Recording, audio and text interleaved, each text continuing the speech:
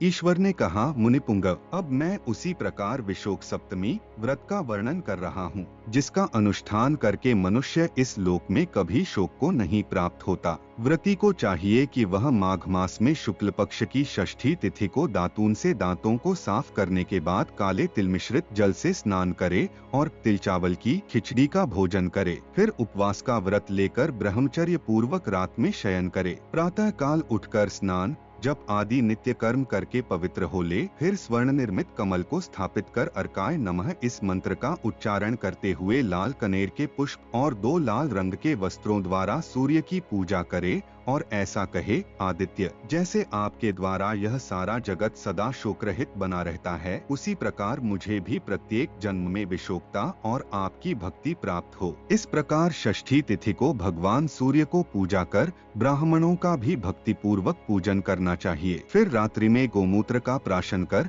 शयन करे और प्रातः काल उठकर नित्य कर्म से निवृत्त हो जाए। तत्पश्चात अन्न द्वारा ब्राह्मणों का पूजन करके 2 वस्त्र और गुड़पूर्ण पात्र सहित वह स्वर्णमय कमल ब्राह्मण को निवेदित कर दे। स्वयं सप्तमी को तेल और नमक रहित अन्न का भोजन करके मौन धारण कर ले। वैभव की इच्छा रखने वाले व्रती को उस दिन पुराणों की कथाएं सुननी चाहिए। इस विधि से दोनों पक्षों में सारा कार्य तब तक करते रहना चाहिए जब तक पुनः माघ मास में शुक्ल पक्ष की सप्तमी न आ जाए। व्रत के अंत में स्वर्ण निर्मित कमल स्मित कलश, समस्त उपकरणों सहित शया और दुधारू कपिला गौ का दान करना चाहिए। इस प्रकार जो मनुष्य कृपणता छोड़कर उपर्युक्त विधि के अनुसार विशोक सप्तमी व्रत का अनुष्ठान करता है, वह परमति को प्राप्त होता है तथा करोड़ों जन्म तक उसे शोक की प्राप्ति नहीं होती। वह रोग और दुर्गति से रहित हो जाता है तथा जिस जिस मनोरथ की प्रार्थना करता है उसे वह प्रचुर मात्रा में प्राप्त करता है।